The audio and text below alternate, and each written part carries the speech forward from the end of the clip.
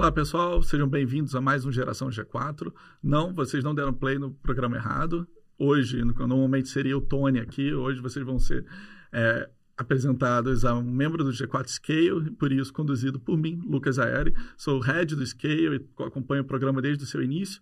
E o Matheus Costa, que hoje vai apresentar a sua história da Toque Botânico, sua empresa, vai estar com a gente desde o começo do programa, né? Então, tirando um breve ato aí, que ele vai contar um pouco de como foi, por que foi importante ficar um tempo longe do programa e depois retornar. Ele está com a gente desde os primeiros 10 membros, eu acho, do programa. E viu ali o desenvolvimento. Matheus, eu já posso adiantar, um cara super crítico e foi ótimo tê-lo ali no começo para realmente, praticamente, criar o programa junto com a gente ali. E, enfim, né, o que temos hoje de sucesso, em grande parte, vem pela opinião dos early adopters lá atrás. Então, Matheus, se você puder contar um pouco sobre Toque Botânico, você e o que te levou a estar no G4 em primeiro lugar e depois talvez no Scale. Então, meus NPS baixos não foram tão ruins assim? Eu lembro de você um dia chegando e falando, cara, você sabe que eu sou crítico, né? Então, esse plástico dessa garrafinha, ele tá muito mole. Eu, não, aí não dá. É um prazer estar aqui e é um prazer estar aqui com você, né? Querendo ou não, a gente se conhece há pouco tempo, mas acho que a gente já tem uma história bem legal que a gente, para compartilhar nessa trilha, né? E muito feliz de estar aqui hoje, tá? Meu nome é Matheus, eu estou CEO da Toque Botânico, tá? A Toque Botânico é uma indústria de cosméticos familiar, que tem só de Toque Botânico aí seus 15 anos de história, tá? Eu não estive presente em toda essa história no dia a dia, tá? Eu fiz minha carreira no mercado financeiro e acabei vindo para a operação faz uns 3 anos aí e acabei assumindo a operação como CEO. E eu sempre falo que eu estou CEO porque a cadeira não é minha, tá? Por mais que é uma empresa familiar, a cadeira não é minha. Eu acho que, como todo negócio é feito de pessoas e todo mundo tem que prosperar, a minha cadeira também tem que ser aspiracional, não só para os outros membros da família, como para todo mundo do time, tá?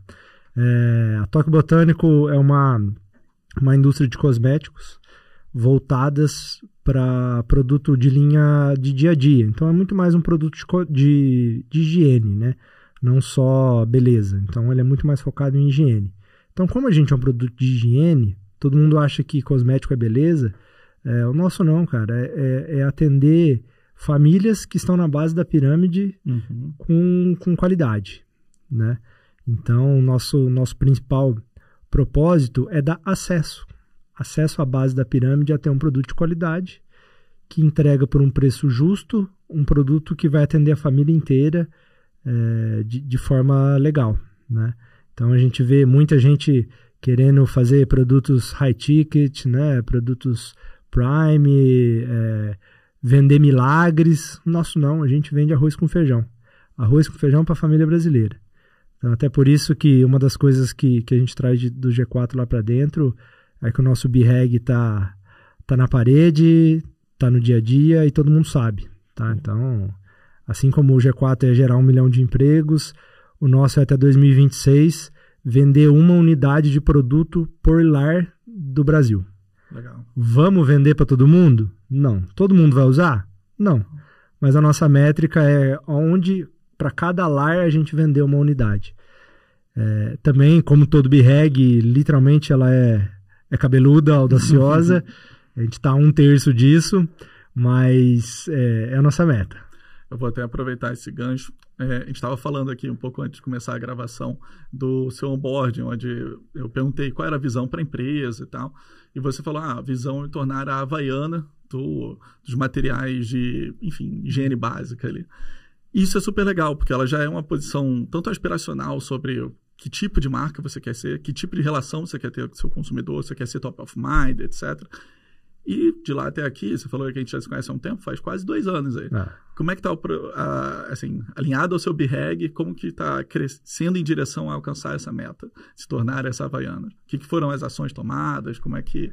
E aí você já pode contar também um pouquinho da sua trajetória até voltar a Toque Botânico, que eu acho que tem bastante impacto. Beleza. Sim, a gente tem essa ideia de nos tornar a Havaianas da indústria de higiene, não como a Havaianas marca, né, mas com a ideia da conexão. A conexão com o povo brasileiro, né, com o dia a dia, um produto que atende desde A a Z dentro da cadeia de consumo, né, que até hoje se tornou aspiracional devido a vários fatores, né, e está presente no mundo inteiro. E você vê que até eu fiquei feliz demais com isso, mas alguns dias atrás o Leandro Pinto fez uma da Granja Mantiqueira, né? Ele acabou de trazer para ser CEO o ex-CEO da Havaianas, porque a ideia dele também é mostrar que o ovo não é só uma proteína barata, né? Pelo contrário. Nisso, né? Com lojas próprias, aquela linha de assinatura. É super legal. Eu tenho uma admiração muito grande pela Mantiqueira. Por mais que hoje eu estou CEO de uma empresa de cosméticos, eu sou zootecnista de formação. Então, na minha trajetória, eu desde de lá de trás, eu tenho uma grande admiração pela Granja Mantiqueira. E que agora, cada vez mais, depois que entrei no mundo de empreender e crescer em governança, também admirar movimento de pessoas ímpares no Brasil nisso, né? Então, Leandro Abílio Diniz, a gente também vê com um movimento muito legal. Se eu for citar aqui, eu fico o dia inteiro citando. A galera consegue inovar no básico, né? E aí até é uma coisa que mais para frente eu acho que provavelmente a gente volte nesse assunto, mas uma das coisas que a gente está focando no presente momento é realmente inovar no básico. E inovar no básico não é, na nossa visão, lançar um produto que vai fazer uma mágica. Não é. É inovar no básico. Prestar atenção no consumidor, focar no dia a dia dele, na simplicidade do dia a dia dele. Porque eu acho que tudo que traz complexidade para a nossa rotina, cara, ele é super legal, é super disruptivo, como tá na moda falar. Mas, cara, tem muita gente focando tanto nisso e esquecendo de fazer fica reinventando a roda o tempo todo. O básico bem feito. Tanto que o nosso produto, a embalagem é cilíndrica, para ser simples. Ela é transparente, porque a gente acha que o consumidor merece ver o que ele está comprando. Tá? A gente tem uma galonagem superior à do mercado, porque a gente acha que o consumidor, pelo mesmo preço ou até um preço inferior, ele mereça um over-delivery, tá? Uma entrega a mais. E isso está nas nossas raízes, porque a gente não caiu de paraquedas nesse segmento, né? Meu pai foi um prestador de serviço, um barbeiro que depois foi evoluindo na vida, montou um salão de cabeleireiro, foi evoluindo, buscando conhecimento. Na época dos anos 70, vinha para São Paulo, do interior, demorava 4 horas para telefonista completar a ligação para agendar curso.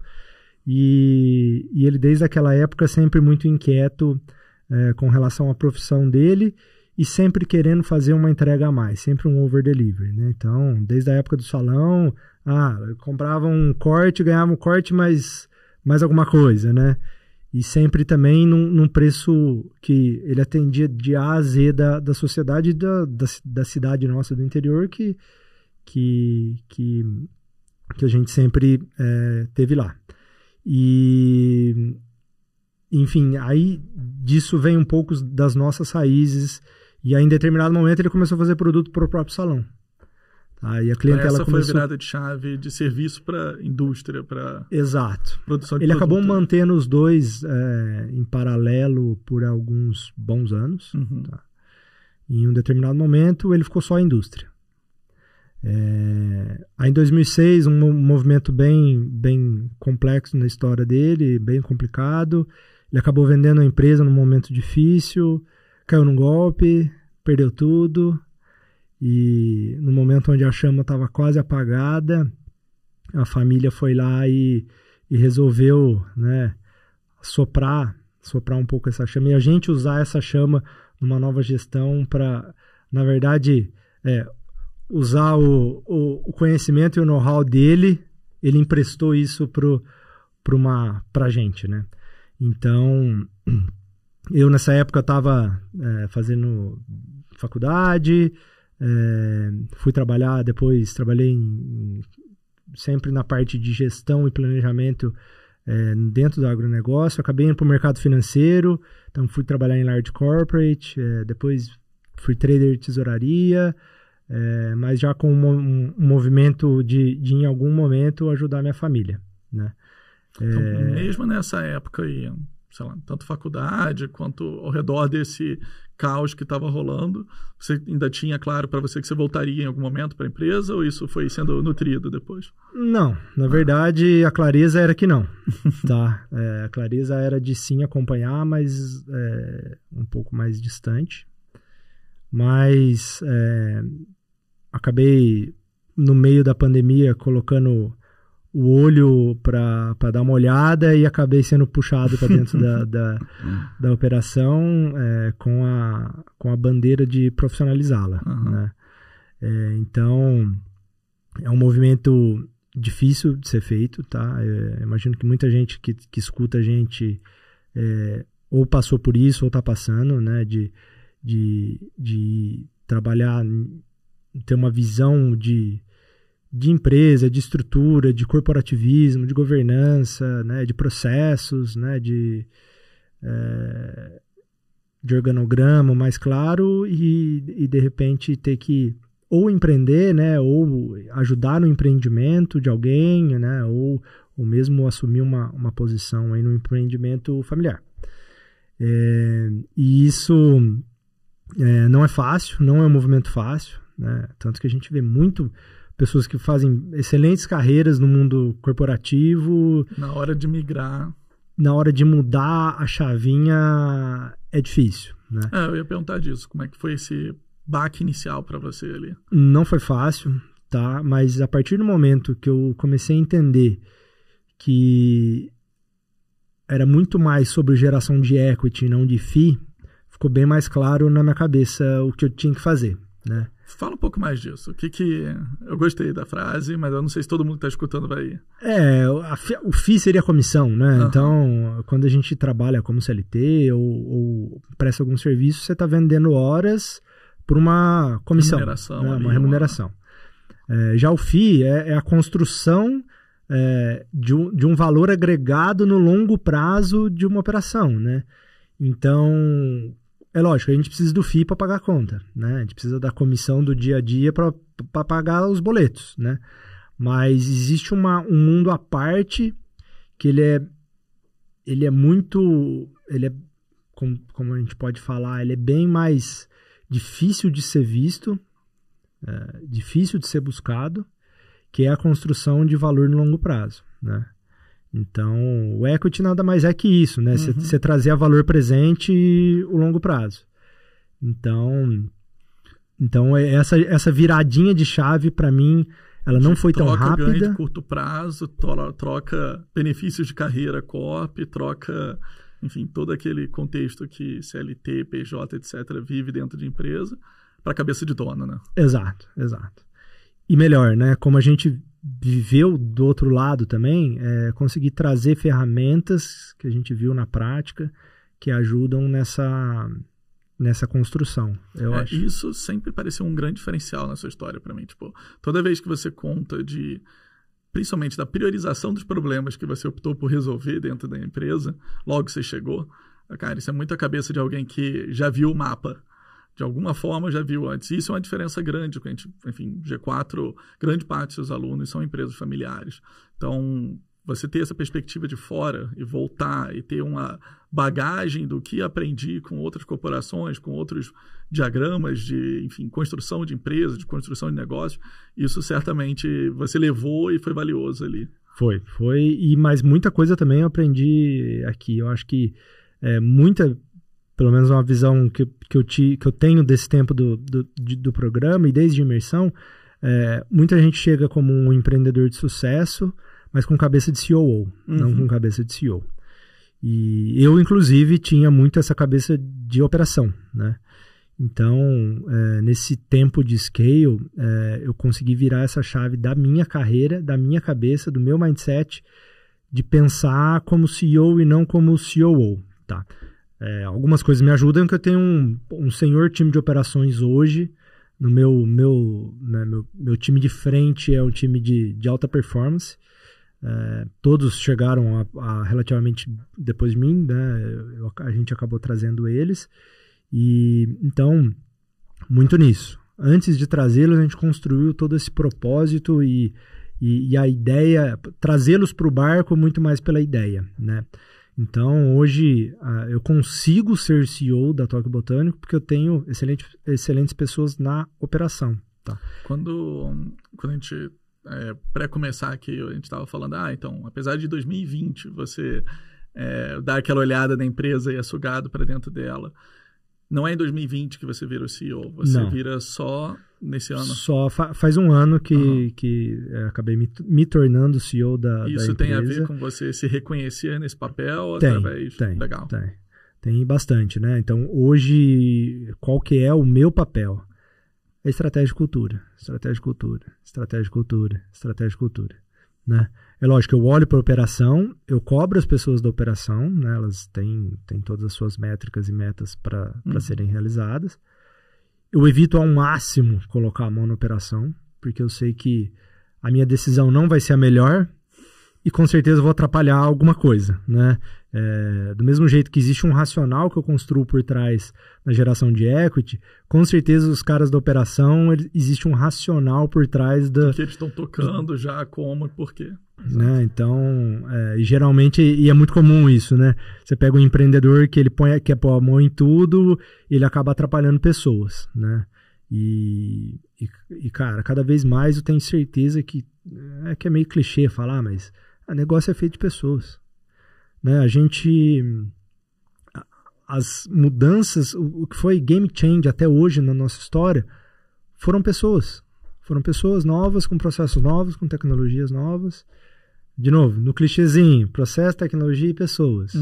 Não tem como fugir.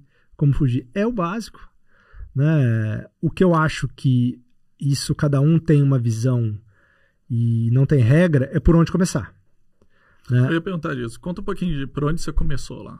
Lá a gente começou por processos, tá? Então a primeira coisa que a gente fez foi implementar uma controladoria, tá?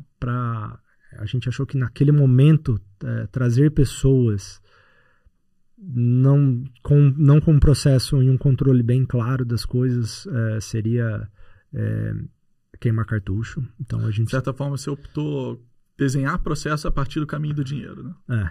Segura a controladoria, segura a tesouraria ali. Exato. Primeiro a gente atacou na controladoria e depois foi indo para processo de pessoas. Hoje a gente está muito focado... Processo não, tecnologia e pessoas. Hoje a gente está muito focado em pessoas. Tá? Hoje a gente está numa estrutura bem legal de várias coisas, mas todas elas capitaneadas por pessoas, né? Quantos colaboradores está lá hoje? Hoje, ao todo, entre diretos e indiretos, 149. E quando a gente começou a se falar lá atrás, tinha 80. Na estrutura comercial, a gente tinha ali alguns poucos representantes autônomos. Hoje, entre representantes autônomos e time de inside e time de CS, marketing, a parte comercial mesmo, só essa parte já está ali com seus 54, 55 pessoas. Legal.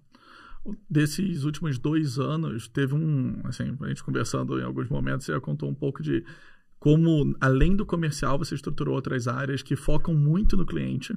Eu acho até bem legal, porque remete à origem de tudo, né? Sempre seu pai escutava o cliente lá na ponta, e depois ele vai fazer produtos baseado também nisso, e, enfim.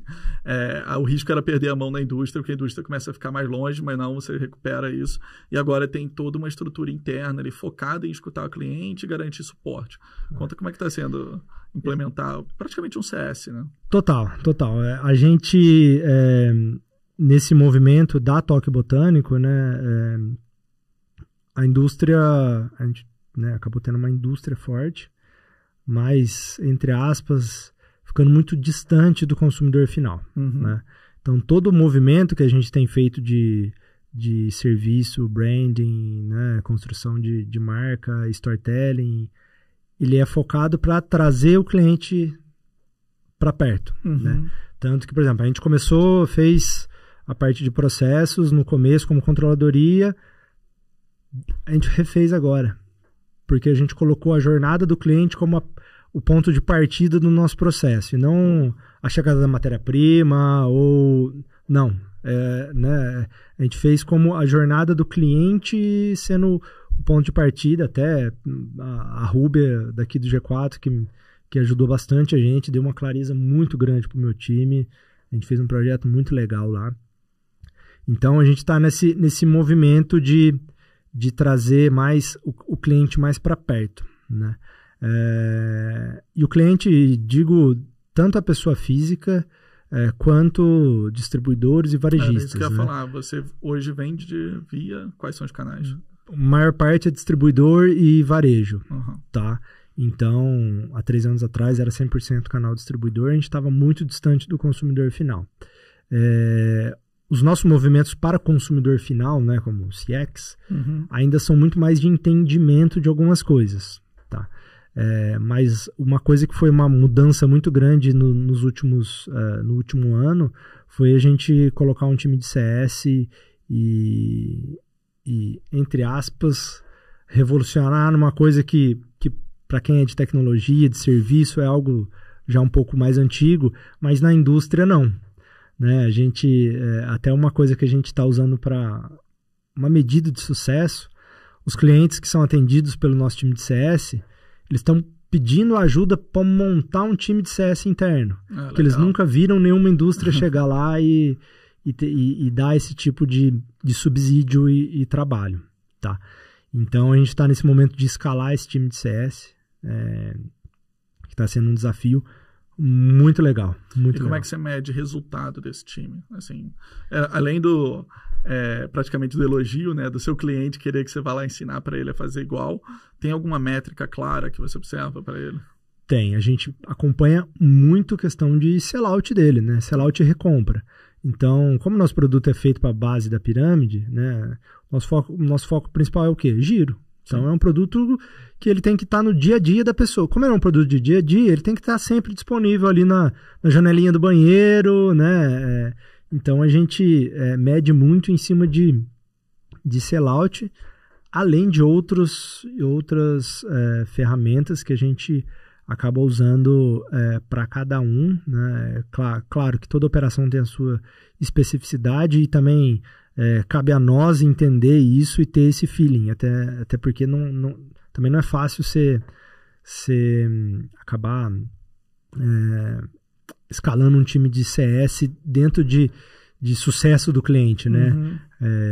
Então, além das ferramentas, né, clássicas, como NPS, que a gente implementou, várias outras coisas, a gente está atrás aí de muito mais inovação e pessoas para atender esses nossos clientes, tá?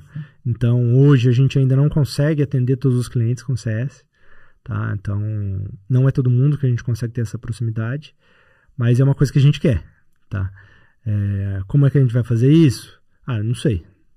Mas a gente quer fazer. Tecnologia, escala, tem que fazer high touch, low touch, segregando ali a galera, né? E pra gente, não é bicho de 7 cabeças, por quê? Tá no nosso propósito, é dar acesso. Então, se eu quero dar acesso para a família brasileira ter um produto de qualidade no preço, bom, eu também vou conseguir dar acesso num distribuidor, num varejista, de ter o acompanhamento do sucesso dele, né? Porque o sucesso dele acaba sendo o nosso sucesso, né?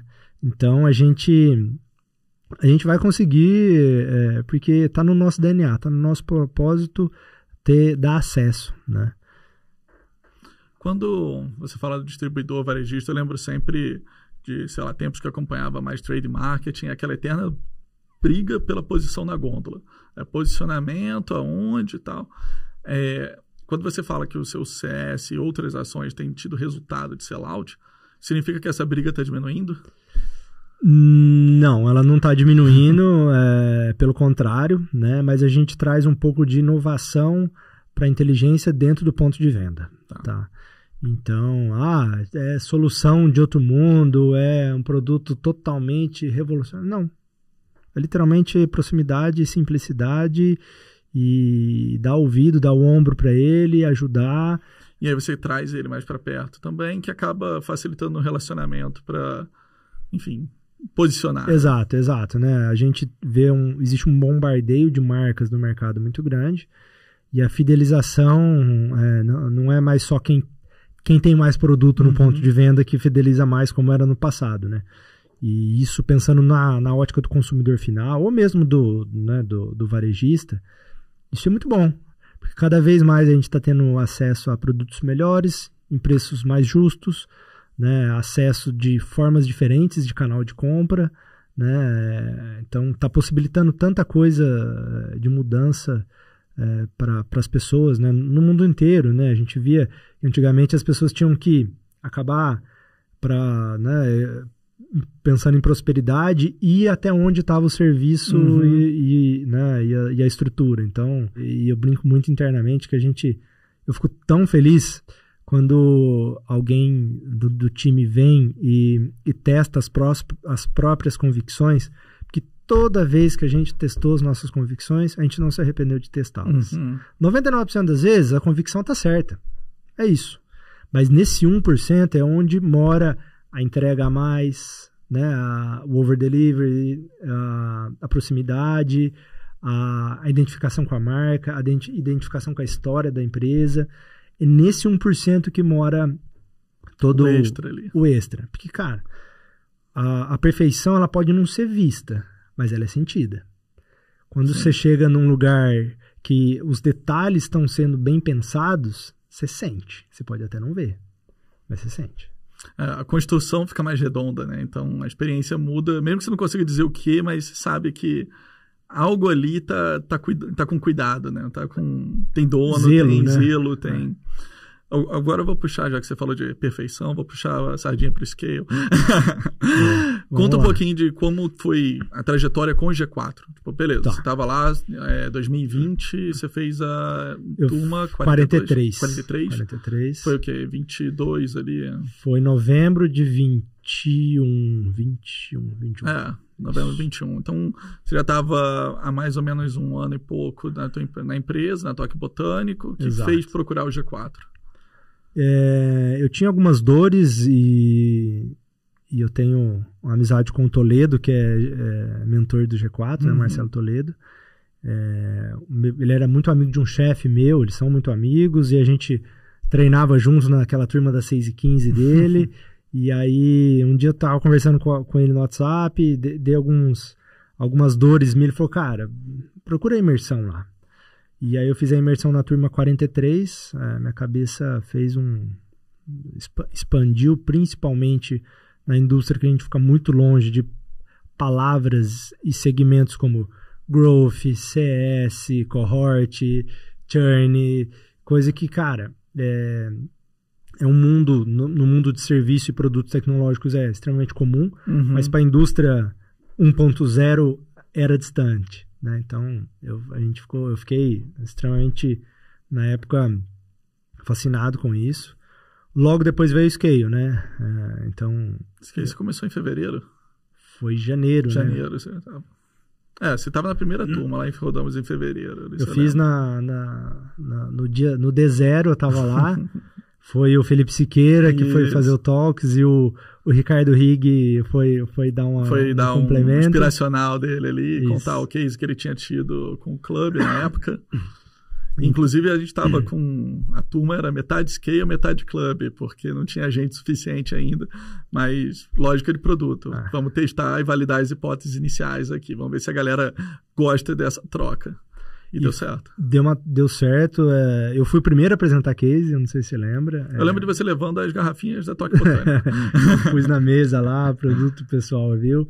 Eu trouxe um case legal, que era exatamente disso, né? De trazer mais aspiração para a marca, aspiração para a história.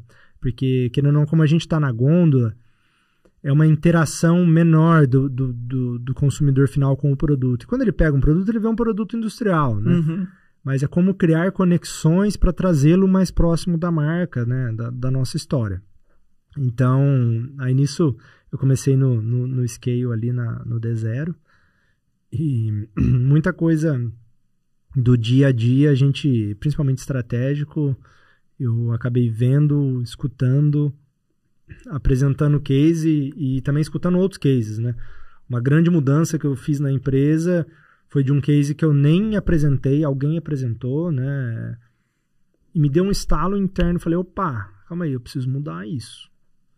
Né? E aí na hora, no mesmo dia eu saí, já fui lá, a gente acabou pivotando uma estratégia interessante, tá?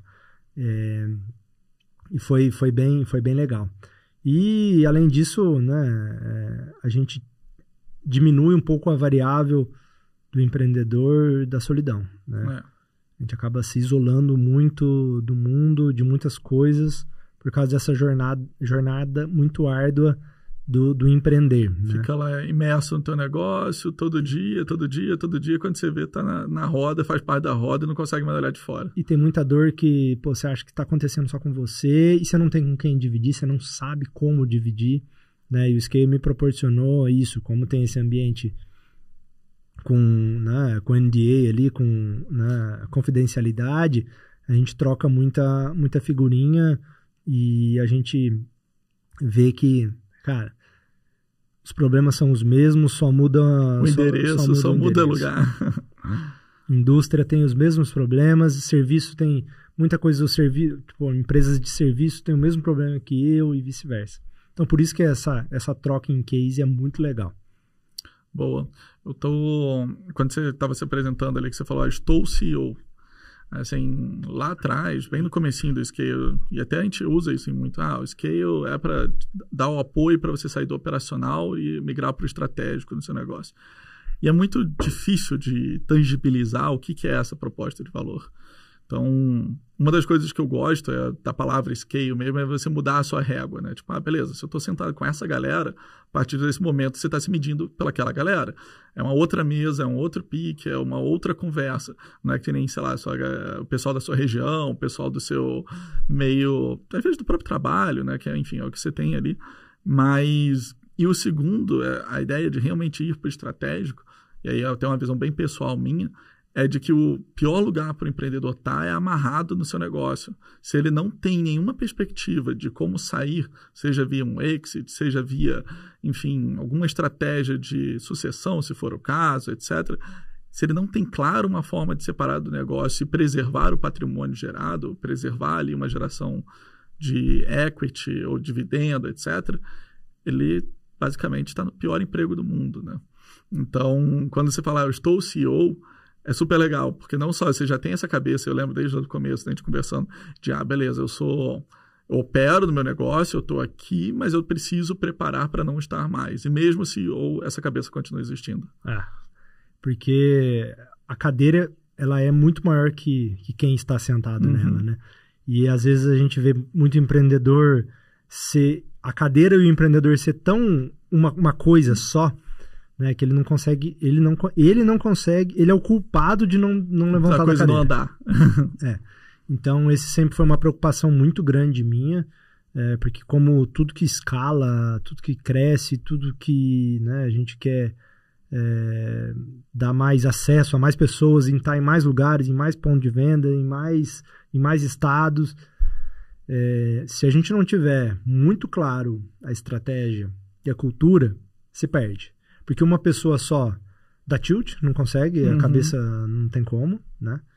E se não tiver a cultura muito, muito forte, também se perde. Porque aí a cultura, o próprio meio vai colocar, né? Então, é lógico. A cultura né? Ela molda, né? Uma coisa até que o Jonathan sempre fala, né? Da cultura é o chefe invisível. E eu acho assim, às vezes o empreendedor olha e acha que isso é bobeira. Mas quando ele começa a ver o tanto que quando ele trabalha a cultura, o time tá todo mundo no mesmo propósito, o time tá mais feliz, as pessoas estão prosperando, as pessoas te batem na porta da sala para falar, troquei de carro, olha isso, cara. isso é tão recompensador, né? Às vezes até mais. É um jeitinho do equity, do intangível do equity vir para o longo prazo, é quando você escuta que pessoas venceram, e pessoas que estão dentro do barco venceram, né? Então, até uma coisa que, dentro da simplicidade nossa, a gente tenta fazer muito, que é utilizar esses jargões de mercado que a gente escuta muito, principalmente no ambiente corporativo de São Paulo e aqui no G4. A gente força o pessoal a escutar e aprender, né? Porque a gente, assim como eu estou CEO da empresa, eles também estão lá e eu quero que todo mundo prospere. Então, que se ele for para um outro lugar... Que ele vá melhor do que ele entrou. Exato, ali com você. Que ele já chegue fala, olha, cara, a experiência desse cara é tão legal que ele já chega falando todos os jargões que a gente escuta em podcast, em televisão, né, enfim. Então, é muito mais sobre o entregar mais para todos os stakeholders. Tá? Porque eu acho que isso é o ápice da geração de equity, é você conseguir entregar a maior extração de valor para todo mundo da cadeia, né? Então, uma coisa que eu também vi muito no Scale foi, eu ampliei muito meu leque de parceiros, né? De parceiros de qualidade, parceiros que têm a mesma ótica e que estão remando para o mesmo lado. Até um parceiro meu que também fez uma imersão aqui falou uma vez para mim, ele falou, eu fico mais tranquilo de fazer negócio com a Toque Botânico porque eu e você bebemos água na mesma fonte. Que legal. Então, isso já me deixa mais tranquilo do meu time tocar isso com o seu time, eu não precisar pôr. Sabe, o alinhamento de valores ali por trás, entende de onde vem, enfim, né, como que pensa praticamente. Então, isso é muito positivo, né? E a gente traz isso pro dia a dia nosso através de parceiros espetaculares que eu conheci aqui dentro, como o Rogério da Restitui e os filhos dele, né? Eu sempre estou lá na operação deles. Eles são um grande parceiro hoje da Toque Botânico. A sua logística hoje está com ele, né? Uma parte sim, né? Geralmente a gente faz o last mile com ele, mas a gente está ampliando para ficar mais próximo do last mile e tentar comer o middle mile aí e ficar mais próximo da Restitui para a gente ter mais, para melhorar a experiência do nosso cliente. Reduzindo ali principalmente o gap de entrega, né? Que esse é um gap muito importante na indústria, principalmente por ser uma indústria de manufatura, você tem um monte de coisas por trás, como a manufatura, suprimentos. Então, todo o gap dessa cadeia logística que a gente conseguir otimizar, a gente vai estar mais próximo desse consumidor final, que é que nem naquele seriado que a gente estava falando da Spotify, né? Que o cara fica na cabeça do outro lá até ele conseguir tirar o delay do clique. Do 0,0001 milissegundo ali. Porque no final, a indústria, tipo, qualquer ruptura para você que você leva X dias para responder, é X dias a menos de estar exposto numa gôndola. E aí, ou o concorrente pega, ou de qualquer forma, é menos receita que veio daquele canal. E esse é um mantra interno. É um mantra interno, é melhorar isso para estar sempre o mais próximo possível do cliente, entregando mais rápido, dando uma experiência melhor, sem perder a qualidade, sem perder o padrão, sem perder tudo isso que a gente está fazendo aí há alguns Você está fazendo uma expansão, né? Então, a gente está trabalhando algumas expansões, algumas mudanças, tem bastante coisa nova para vir por aí, né? E eu acho que esse restinho de ano aí tem bastante coisa legal para acontecer para a história da Toque, para todos os envolvidos. Se você puder contar um pouquinho desses planos para os próximos anos aí, o que ainda não está perto do sonho da Havaianas, o que ainda falta, o que você ainda tem que construir e o que dos movimentos atuais estão alinhados com isso aí? O que falta a gente construir de forma bem bclara é conectar melhor, né? Contar melhor a nossa história, conectar melhor o nosso propósito com o consumidor, para exatamente ter essa interação maior do consumidor com o produto, né? Com a nossa história. Então, a gente... isso é muito comum na indústria, né? O storytelling ficar muito longe do que, por exemplo, um prestador de serviço. Até meses atrás eu estava imerso dentro dos backstage da Disney para ver tudo que eles fazem para encantar o cliente, para fazer uma experiência espetacular, a ponto de literalmente, é uma coisa que a gente viu muito clara lá, o cara não está preocupado com mercado, com tempo e nem com dinheiro. Então ele não fica falando do concorrente, ele não fica falando do caixa, ele não fica falando, porque o problema é disso, o problema é daquilo, porque isso aqui são variáveis, ainda mais quando a gente vai falando de equity, né? Se a gente for falar um pouquinho do Madaran, que ele fala do coeficiente beta. Então toda empresa, ela tem os mesmos problemas, né? Muda aí o grau de alavancagem, mas basicamente exposição. O mercado é o mesmo para todo mundo, o consumidor é o mesmo para todo mundo, né? O tempo são 24 horas para todo mundo. Então como você consegue otimizar isso e deixar de ficar perdendo tempo olhando como essas 3 variáveis estão te batendo, porque elas estão te batendo o tempo inteiro, né? O mercado tá contra, o caixa está sempre justo, o governo nunca é o certo. Não, mas não deu tempo, enfim, a gente tenta tirar essas variáveis e focar no consumidor, porque só de não gastar tempo falando toda hora nisso, porque isso são variáveis relevantes e importantes, e sim, elas existem, mas é uma coisa que a gente não controla. Né? Então, o que a gente controla é como a gente faz nosso produto, como a gente tenta conversar com o nosso consumidor, como a gente tenta entregar esse produto com qualidade para ele dar acesso para a família dele nesse produto. No final do dia, essa energia tem que estar no que é a alavanca que está na sua mão. Não faz sentido externalidade, ainda mais se é comum a todos, né? Exato. Quando a gente estava... vou lembrar aqui um pouquinho lá de Scale, lá atrás. Eu lembro no onboarding ali com você, uma pergunta que eu sempre faço e, enfim, eu gosto...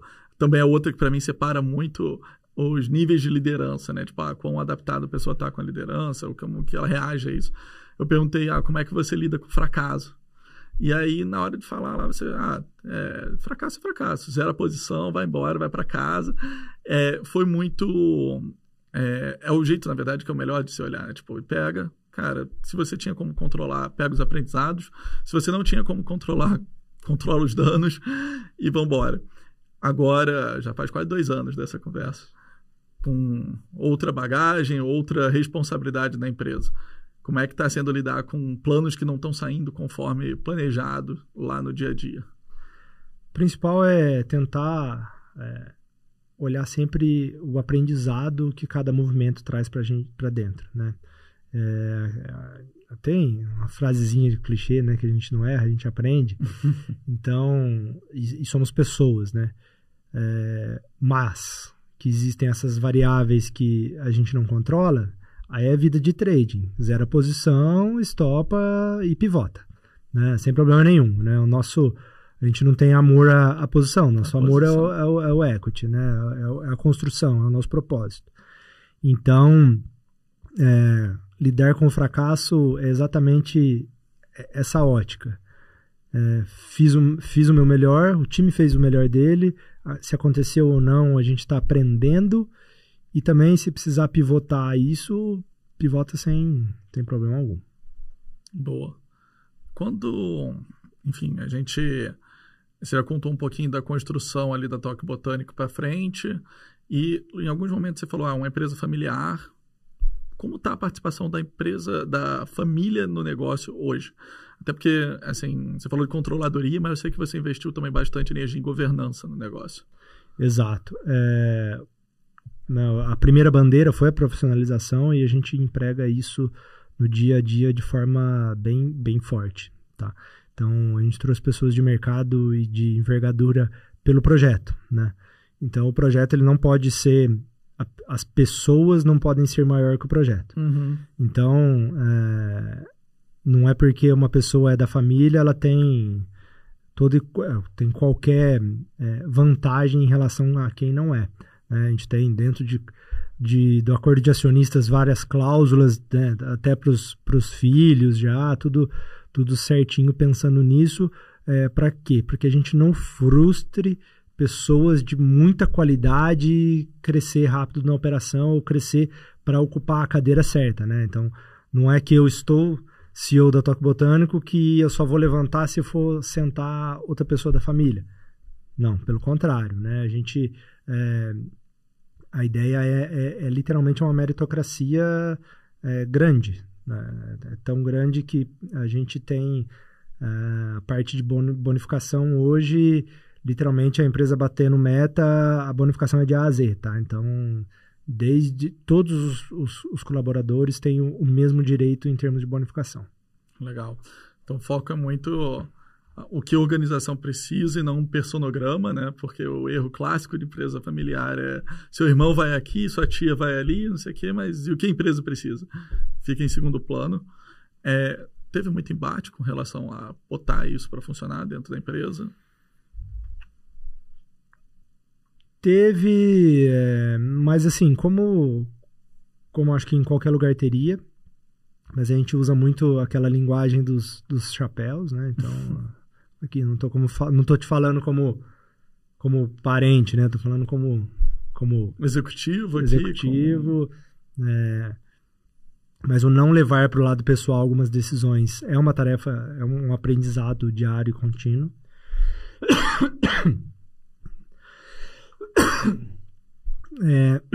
Então essa ótica dos chapéus eu acho bem legal que a gente usa. E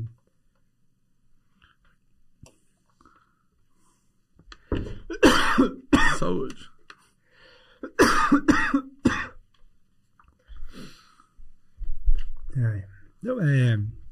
Segue lá.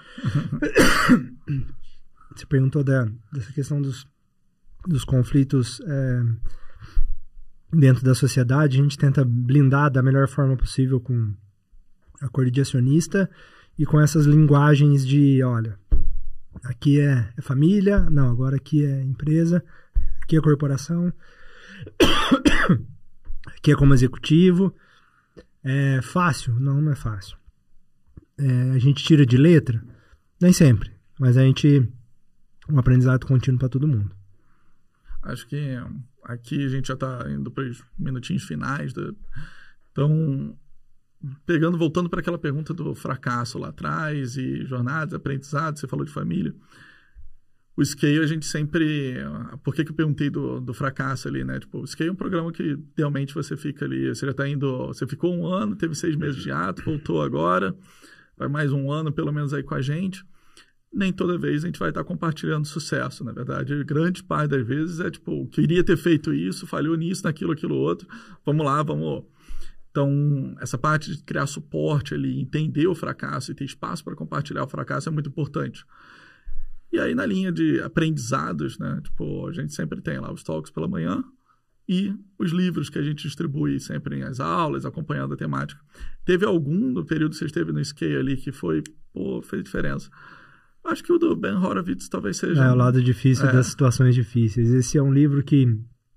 O meu livro terminou desse tamanho, de tanto que eu fui fazendo orelhinha nas páginas que mais me... Anotando ali nele. Eu demorei muito para ler ele, porque eu chegava no fim da página e falava, opa, não, calma aí, deixa eu ver se eu entendi direito. Eu voltava lá pro começo.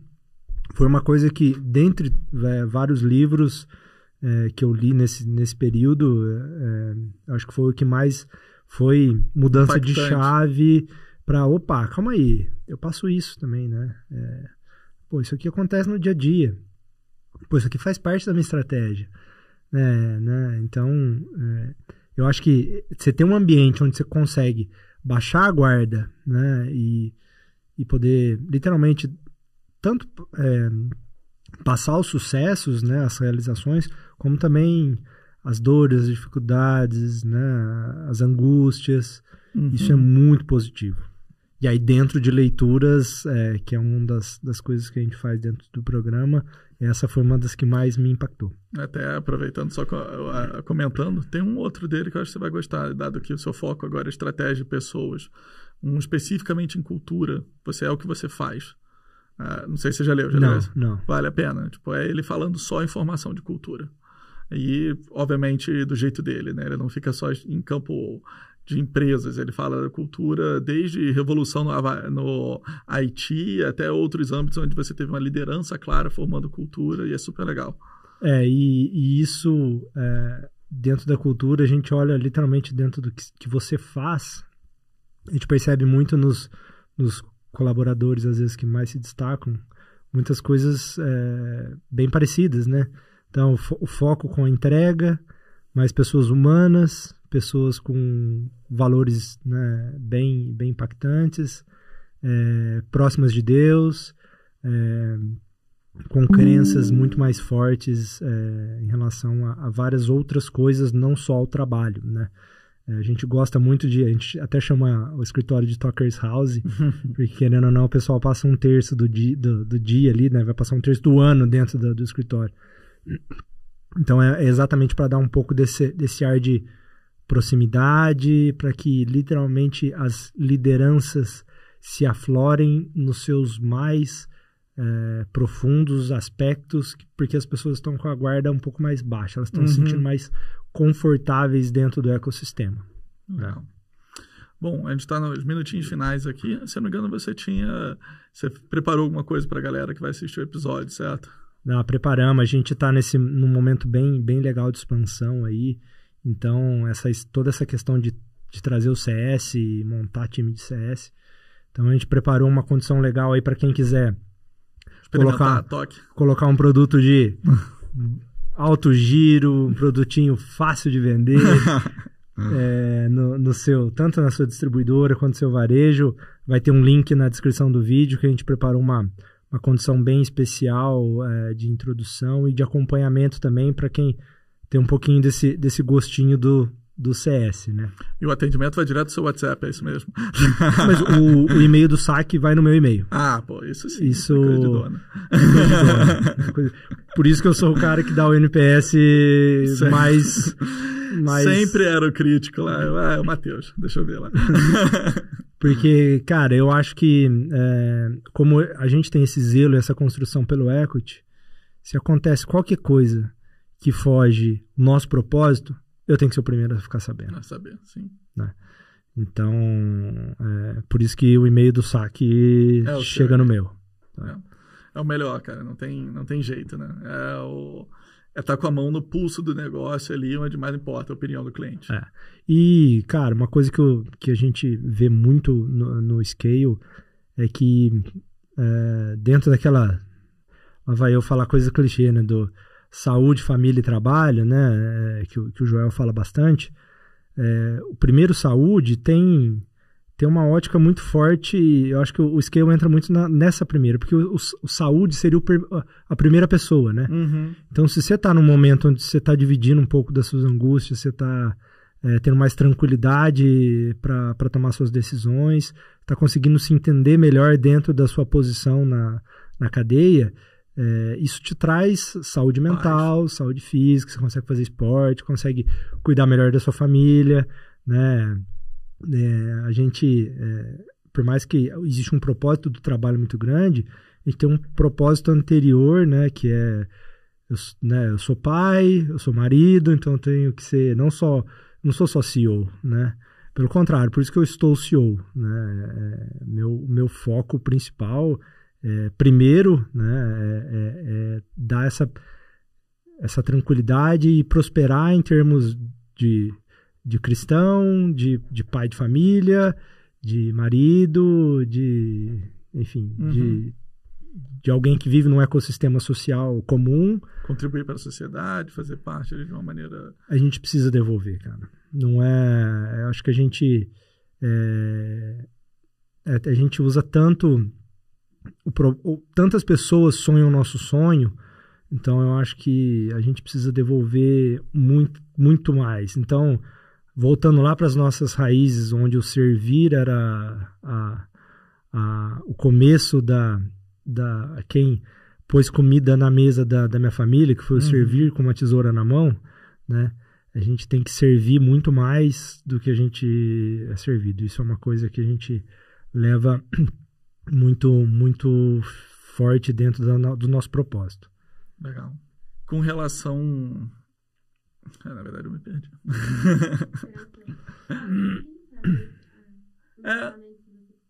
Eu ia só puxar aqui realmente o encerramento, porque eu entendi que eram 5 minutos só, eu já tinha falado mais um tempinho. Ah, tá. Eu achei que faltava 5. Então tá bom. Então depois vocês ganharam 3 para cortar. Mas... então tem tempo. O trecho dos chapéus lá que eu comecei a tossir pra cortar, viu? Não, legal. Então, peraí. Então tem coisa mais legal pra falar. Esse tripé aí que você trouxe de saúde, enfim, quais eram? Saúde, família e trabalho. Família e trabalho.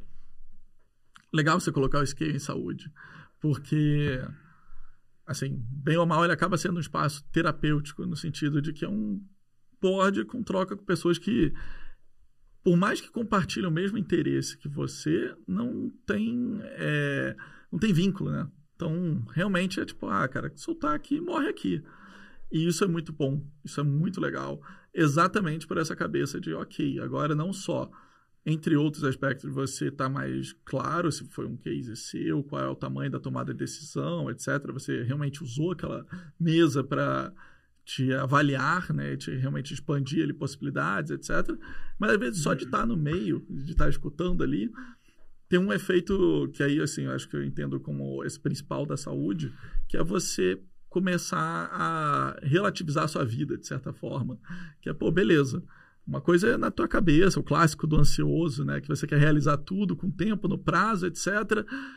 Mas tá tudo na tua cabeça. Quando você começa a ver que tá todo mundo na mesma, e ainda assim tem o cara lá que tá dando tempo pra família, que tá tentando organizar e tal, isso aqui, e você sente que isso... cara, talvez... tem... Às vezes tem um leão na tua cabeça. Exato. E alguém vira na board meeting e fala, cara, eu tava com esse leão, mas depois eu fiz isso e eu vi que ele era um gatinho. Ele fala, poxa vida, realmente, né? Eu posso trazer isso pra minha vida. E quando a gente começa a ver que realmente os problemas não são do tamanho que a gente imagina que eles são, traz muito mais leveza que se impacta nessa questão de se alimentar melhor, dormir melhor, conseguir tempo para fazer um esporte. Né? Seu triatlo lá. Para fazer triatlo. E o triatlo foi legal porque ele entrou na minha vida logo depois que minha filha tinha nascido e eu precisava de um tempo, era um momento bem pesado nessa estruturação da empresa. Minha filha tinha acabado de nasceu prematura, então foi... eu falei, eu preciso de alguns momentos onde minha cabeça vai se desligar e eu vou me conectar apenas comigo e com Deus. Né? Então, depois que o triatlo entrou na minha vida, eu comecei a ter essa conexão muito, muito melhor e ele acaba gerando... consequência nas outras áreas, né? Na consequência na parte de família. Você se torna uma pessoa muito mais agradável para sua família, né? E na parte de trabalho também, né? Porque não adianta nada você ser aquele líder, né? Carrancudo, que chuta a porta. Isso não existe mais. E cada vez mais cabe menos. E que bom que cada vez mais cabe menos pessoas com esse tipo de comportamento. Né? A gente é um espelho muito grande para as pessoas, mas tudo que a gente faz acaba virando consequências maiores em outros níveis da cadeia. Então, quanto mais centrado, sereno a gente for como líder, melhor o time vai entender isso. Um exemplo positivo para a galera ali, né? Exato. O cara que sabe-se lá como é que é a vida dele no dia a dia, sabe-se lá o que ele tem de referência de família, bem ou mal, quando ele está dentro da empresa, a liderança da empresa é a referência dele de liderança, de construção, enfim, de quem lida com gente, como lidar com gente. Em última instância, a gente espera sempre que o nosso exemplo transborde, né? Exato. E querendo ou não, como a gente apanha muito nessa jornada, a tendência do cara virar uma pessoa muito ácida É muito fácil.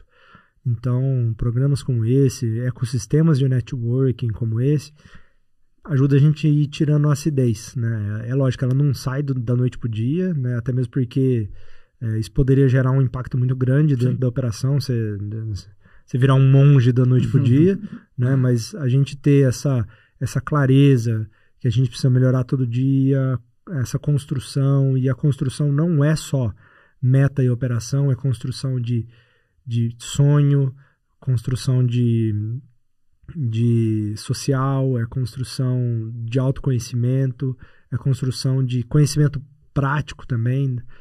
Nada vem da noite para o dia. Até uma Amazon, na primeira board meeting, falou, gente, ó, vamos lembrar que a vida é uma maratona, não é uma corrida de 100 metros e que nada substitui os cabelos brancos, né?